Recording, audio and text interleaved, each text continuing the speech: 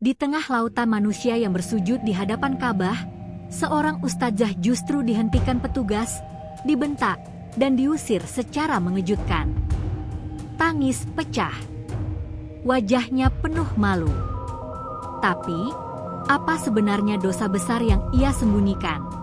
Assalamualaikum sahabat Hikmah Azab, karena setiap kisah punya pesan, dan setiap dosa ada balasannya. Ambil hikmahnya, perbuatan buruknya.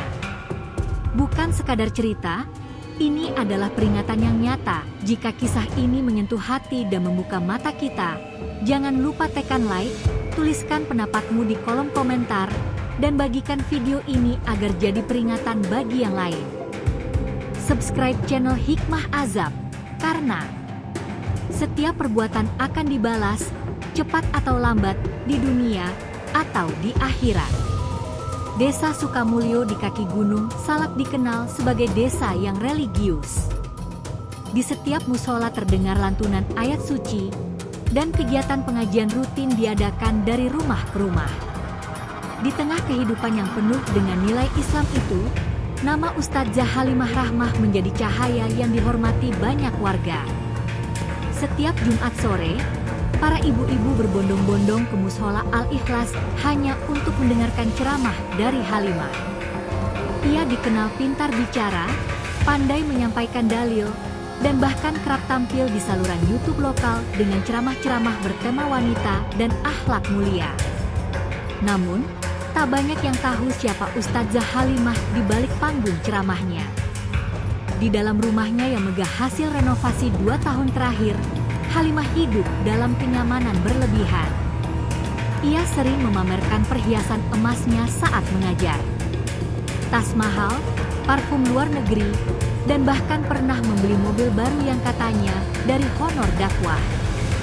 Alhamdulillah, Allah kasih rezeki dari ceramah, katanya suatu hari sambil tersenyum di hadapan jamaah. Tapi diam-diam, sebagian warga menduga ada sesuatu yang tak beres. Banyak yang tahu bahwa dana infak pembangunan mushola yang dikumpulkan beberapa tahun lalu tak pernah dipertanggungjawabkan dengan jelas. Tetapi siapa yang berani bersuara? Dia ustadzah.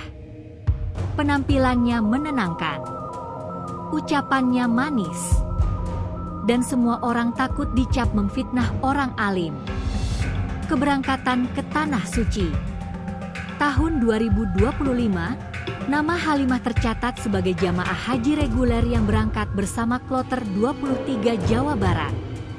Ia bahkan diangkat sebagai ketua regu wanita karena dianggap paling paham soal agama. Bu Halimah, tolong bimbing kami nanti ya di sana. Biar kami tenang ibadahnya, ujar Buati, ketua rombongan haji, penuh harap. Insya Allah, Bu. Saya sudah 3 kali ke umroh, haji ini tinggal menyempurnakan, jawab Halimah dengan senyum angkuh, menatap jamaah lain dengan pandangan yang terasa tinggi. Di antara jamaah lain, ada Nina, wanita muda sederhana yang rajin ibadah, dan seringkali terlihat menunduk saat Halimah bicara. Nina yang baru pertama kali ke Tanah Suci itu sering jadi sasaran teguran Halimah. Jangan terlalu sok khusyuk, Dik. Ibadah itu nggak cuma soal gaya. Kau belum tahu apa-apa? Kata Halimah sini saat melihat Nina menangis saat mendengar ceramah Pak Haji Yusuf. Nina hanya diam, menahan perih. Tapi dari raut wajahnya, tampak ada keteguhan hati yang tulus, tak seperti Halimah yang ibadahnya terasa penuh pameran. Tiba di Tanah Suci. Ketika pesawat mendarat di Jeddah dan rombongan menuju Makkah Al-Mukarramah, hati jamaah lain terasa bergetar menyaksikan kemegahan Masjidil Haram. Banyak yang menangis, memeluk sahabat seperjalanan mereka, dan sujud syukur. Namun, Halimah tetap dengan gayanya. Sibuk selfie, bergaya di depan hotel, dan sesekali live Instagram sambil berkata, "Alhamdulillah, guys. Ini pengalaman yang luar biasa. Doain ya semoga hajinya mabrur, walau sudah terbiasa datang ke sini." Ia bahkan membentak seorang petugas kebersihan hotel karena kamar belum dibersihkan sesuai harapannya. Hari itu adalah hari yang paling ditunggu-tunggu oleh seluruh jamaah. Setelah bersiap sejak subuh, rombongan kloter 23 dari Jawa Barat melangkah bersama menuju Masjidil Haram. Gemuruh suara takbir, tahmid, dan tahlil bergema dari mulut para jamaah dari berbagai negara. Nina, dengan mata sembab karena haru, terus melafalkan talbiyah dengan suara lirih. Di sampingnya, Buati membimbing jamaah lain sambil sesekali menoleh ke belakang untuk memastikan tak ada yang tertinggal. Sementara itu, Ustadzah Halimah justru berjalan paling depan dengan langkah cepat. Syal putih bersulam emas membalut lehernya, dan tas tangan mewah menggantung di pundaknya. Wajahnya disorot kamera HP yang dibawa asistennya. "Ambil angle yang pas ya, nanti upload ke story." Captionnya, "Menuju Baitullah, tempat para hamba pilihannya," bisiknya. Sesampainya di pelataran Ka'bah, suasana terasa begitu magis. Ribuan orang tawaf dengan hati yang tunduk, tangis pecah di banyak wajah, dan ada aura kedamaian yang tak bisa dijelaskan dengan kata. Namun, Halimah justru merasa semakin tinggi. Ia mendekat ke arah Hajar Aswad, dan tanpa antri, ia menyerobot barisan. "Maaf Bu, kita juga ingin ke Hajar Aswad," kata seorang ibu parubaya dari Malaysia. "Duduk saja sana, ini bukan waktumu," bentak Halimah sambil mendorong ibu itu hingga terhuyung. Melihat itu, beberapa jamaah terkejut. Tapi sebelum ada yang bisa berkata apa-apa, tiba-tiba terdengar suara keras dan asing dari sisi barat Ka'bah. Seorang wanita tua Arab berwajah penuh wibawa berdiri, menunjuk langsung ke arah Halimah. Dengan suara yang lantang, ia berkata dalam bahasa Arab yang membuat bulu kuduk berdiri. "Ihraji, anti la tastahiki hadzihi albika'a. Pergi. Kau tidak pantas berada di tempat suci ini." Semua orang terdiam. Petugas Masjidil Haram yang sebelumnya berdiri jauh, tiba-tiba datang menghampiri Halimah. Mereka berbicara dalam bahasa Arab cepat dan dengan sopan namun tegas mengisyaratkan agar Halimah meninggalkan area tersebut. "Ada apa ini?" "Saya orang berilmu. Saya Ustadzah," teriak Halimah, suaranya memantul di pelataran marmer putih. Tapi para petugas tetap mengarahkan tubuhnya keluar lingkaran Ka'bah. Para jamaah menatap dalam diam. Nina menunduk, berdoa lirih, sementara Buati menahan air mata yang entah kenapa mengalir begitu saja. Tiba-tiba, langit berubah mendung. Padahal hari itu cerah sejak pagi. Angin berhembus kencang, menggoyangkan syal Halimah yang kini tampak kusut. Ketika Halimah melangkah mundur, dituntun petugas dengan penuh wibawa, ia mendadak jatuh tersungkur, wajahnya membentur lantai. Suara keras menggema di sekitar, "Allahu Akbar." Bukan teriakan, tapi seperti gema dari langit. Beberapa jamaah merekam kejadian itu. Dalam video yang kemudian viral di media sosial, terlihat jelas Halimah yang sebelumnya bersinar, kini wajahnya menghitam seperti terbakar, dan tangannya bergetar hebat. Mulutnya terbuka, tapi tak keluar suara satupun. Ia ingin bicara, ingin protes, ingin berteriak, tapi tenggorokannya terkunci. "Astagfirullah, ini bukan kejadian biasa," ujar Pak Haji Yusuf dengan suara bergetar. Setelah insiden di pelataran Ka'bah, Ustadzah Halimah dibawa oleh petugas ke sebuah ruangan khusus di bagian belakang Masjidil Haram. Wajahnya masih terlihat gelap, seperti terbakar matahari. Mulutnya masih terbuka tapi tak bisa mengeluarkan sepatah kata pun. Sementara itu, jamaah lain kembali ke hotel dengan wajah penuh tanya dan ketakutan. "Buati, itu tadi kenapa? Saya belum pernah lihat hal kayak gitu," Tanya seorang jamaah, tangannya masih gemetar. Buati menunduk, suaranya lirih. Tanah suci ini tidak hanya sakral, tapi juga jujur. Ia akan membuka kedok siapa saja yang menyembunyikan dosa besar. Di hotel. Malam itu, suasana di hotel tegang dan sunyi. Tak ada yang berani bersuara banyak. Di ruangannya, Nina menangis dalam diam sambil membaca Al-Quran. Ia teringat saat-saat selama ini dimarahi dan direndahkan oleh Halimah. Tapi bukan dendam yang ia rasakan, melainkan takut akan murka Allah yang nyata di depan matanya. Sementara itu, Buati menerima telepon dari seorang panitia haji lokal yang baru saja menemani Halimah. Kami sudah bawa beliau ke klinik darurat. Secara medis, nggak ada yang salah. Tapi beliau tetap tidak bisa bicara. Keesokan harinya, berita mengenai pengusiran Halimah menjadi viral di media sosial. Video rekaman jamaah menyebar luas dengan judul "Ustadzah diusir dari Ka'bah tanpa alasan jelas, ternyata ini yang terjadi." Komentar membanjiri video itu. Beberapa mengenali wajah Halimah. Tapi yang mengejutkan, salah satu mantan pengurus Mushola Al-Ikhlas di Desa Sukamulyo mengunggah komentar yang mengejutkan. Beliau pernah memegang dana infak renovasi mushola. Tapi sejak itu tak pernah ada laporan keuangan. Bahkan pembangunan mushola mangkrak bertahun-tahun. Banyak warga diam karena takut dicap memfitnah ustadzah. Komentar itu langsung memicu kehebohan. Dalam waktu sehari, lebih dari 50 warga desa ikut memberikan kesaksian, dan benang merah mulai terlihat. Halimah bukan hanya sombong secara pribadi, tapi telah menumpuk dosa sosial dan spiritual secara diam-diam.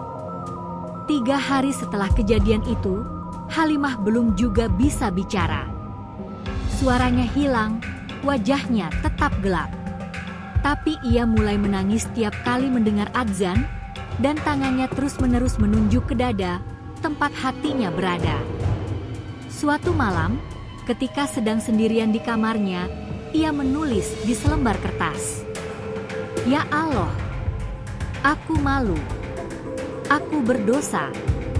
Aku hanya memakai agama untuk pamor. Aku tidak pantas." Keesokan paginya, Buati menemukannya sujud di atas sajadah, tak bergerak. Setelah diperiksa, Halimah masih hidup, tapi lidahnya tak pernah kembali normal, dan ia memilih diam seumur hidupnya. Setelah kembali dari Tanah Suci, kabar tentang Halimah membuat geger seluruh desa. Mushola Al-Ikhlas akhirnya dibangun kembali dengan dana baru yang jujur, dipimpin oleh para pengurus baru yang amanah. Sementara itu, Halimah hidup menyendiri. Ia tidak lagi ceramah. Setiap hari hanya duduk di teras rumah sambil menatap langit dan menangis, sebagai pengingat bahwa kesucian tempat tidak bisa dikotori oleh kepalsuan hati. Sudah 5 hari berlalu sejak kejadian memalukan di pelataran Ka'bah. Ustadzah Halimah tak lagi ikut kegiatan jamaah. Ia lebih banyak mengurung diri di kamar hotel nomor 805, sendirian. Tak ada suara, tak ada senyuman. Hanya isak tangis lirih dan tumpukan kertas penuh coretan penyesalan. Namun, pada malam ke-6, sesuatu yang aneh terjadi. Sekitar pukul 2 dini hari, Nina terbangun dari tidurnya karena mendengar suara langkah kaki dari lorong hotel. Suaranya berulang-ulang, seperti seseorang berjalan tanpa tujuan. Nina bangkit, keluar kamar perlahan, dan melihat ke ujung lorong. Tampak Halimah berdiri menghadap kiblat, mengenakan mukena lusuh, tubuhnya gemetar, dan matanya kosong.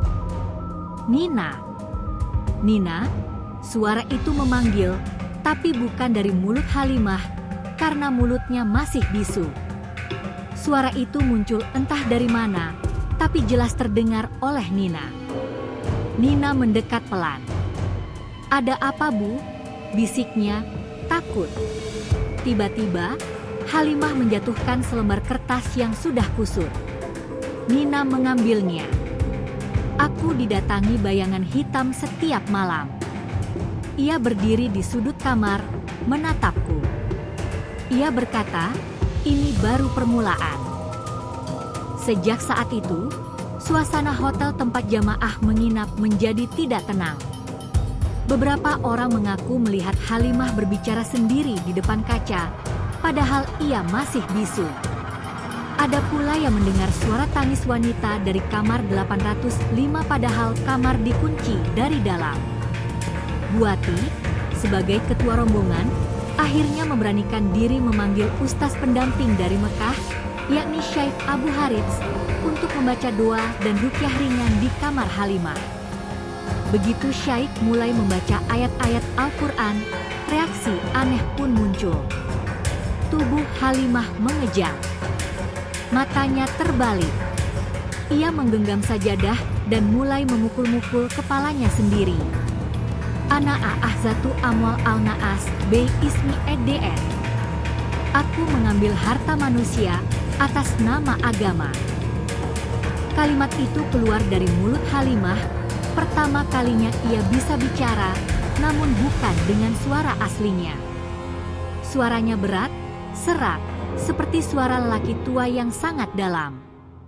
Syaikh Abu Harits menghentikan ruqyah, wajahnya pucat. Dia sedang menerima balasan dari langit. Ini bukan kerasukan biasa. Ini bentuk teguran yang dibungkus azab. Kalian semua, ambil pelajaran. Setelah malam itu, Halimah benar-benar tak bisa bicara lagi. Ia hanya menangis dan tak mau melihat siapapun. Ia bahkan menolak disentuh, bahkan oleh Nina. Sebelum jamaah kembali ke tanah air, Halimah menulis satu surat terakhir, lalu menitipkannya kepada Buati untuk dibacakan kepada jamaah saat acara penutupan. "Jangan bangga dengan ilmu jika hatimu busuk. Jangan mengajar jika niatmu hanya dipuja. Jangan ke tanah suci jika kau masih menipu. Karena Ka'bah bisa menerima ribuan tamu, tapi akan mengusir siapapun yang datang dengan kemunafikan." Akhir yang membuka mata. Setibanya di Indonesia, kisah Halimah menyebar luas. Bukan hanya karena videonya yang viral, tapi juga karena banyak ustaz dan ustadzah lain mulai introspeksi diri. Sementara itu, Nina diundang ke berbagai tempat untuk menceritakan kesaksiannya, tapi ia hanya berkata, "Saya bukan siapa-siapa. Saya hanya saksi bahwa Allah Maha Adil. Tanah suci bukan tempat untuk gaya, tapi tempat untuk berserah." Sekembalinya dari tanah suci, Ustadzah Halimah tidak tinggal di rumah lamanya di Sukamulyo. Ia menyendiri di sebuah rumah warisan ibunya di pinggir desa. Tidak menerima tamu, tidak bicara, tidak mengajar, bahkan tidak menghadiri acara keagamaan apapun. Warga desa yang dulunya memujanya, kini memandang dengan rasa iba, takut, sekaligus heran. Itu bukan Halimah yang dulu, wajahnya berubah. Seperti ada luka batin yang tak bisa sembuh, bisik Bu Ropikah, tetangganya. Beberapa minggu setelah kepulangan, Buati dan Nina mendapat kiriman paket misterius berisi tumpukan surat tulisan tangan Halimah yang tak sempat ia kirim dari Makkah. Isinya, pengakuan. Bukan hanya soal penyalahgunaan dana mushola, tapi juga pengakuan pernah memfitnah sesama ustadzah agar karirnya naik, menjatuhkan orang lain lewat bisik-bisik halus, dan menerima bayaran untuk mendukung kepentingan politik lokal. Salah satu surat berbunyi, "Aku mengira nama besar akan menyelamatkanku. Tapi di hadapan Ka'bah, semua topeng hancur. Aku adalah aib yang dibungkus kerudung panjang. Kematian yang menggemparkan." 3 bulan setelah pulang, warga desa dikejutkan oleh kabar. Halimah ditemukan wafat di mushola kecil di belakang rumahnya. Ia ditemukan dalam posisi sujud dengan Al-Quran terbuka di depannya. Yang membuat bulu kuduk berdiri, lidahnya yang bisu selama ini tampak menjulur keluar, menghitam, seperti habis dibakar dari dalam. Kertas kecil tertempel di dinding mushola. Jangan sembah aku, jangan kenang aku. Doakan aku. Pemakamannya dihadiri hanya segelintir orang. Tak ada pidato. Tak ada gelar kehormatan. Hanya suara Nina yang lirih membaca Al-Fatihah di ujung liang lahat. Beberapa bulan kemudian, Nina menulis kisah ini menjadi buku berjudul Diusir dari Ka'bah ketika kemunafikan dibongkar di tempat paling suci. Buku itu menjadi viral dan dibaca banyak orang. Dalam epilog, Nina menulis, "Tanah suci tidak bisa dibohongi. Ka'bah adalah cermin yang memperlihatkan wajah asli kita. Jangan pernah datang ke sana dengan niat selain untuk berserah diri. Karena jika tidak, bisa jadi Allah mempermalukanmu di depan jutaan manusia, agar kau kembali jadi manusia." Sahabat Hikmah Azab, jangan biarkan kisah ini hanya jadi tontonan. Bagikan videonya, jadikan pelajaran. Tekan like jika kisah ini menyentuh hatimu. Tinggalkan komentar tentang hikmah yang kamu ambil. Dan subscribe agar tidak tertinggal kisah nyata lainnya yang menggugah iman.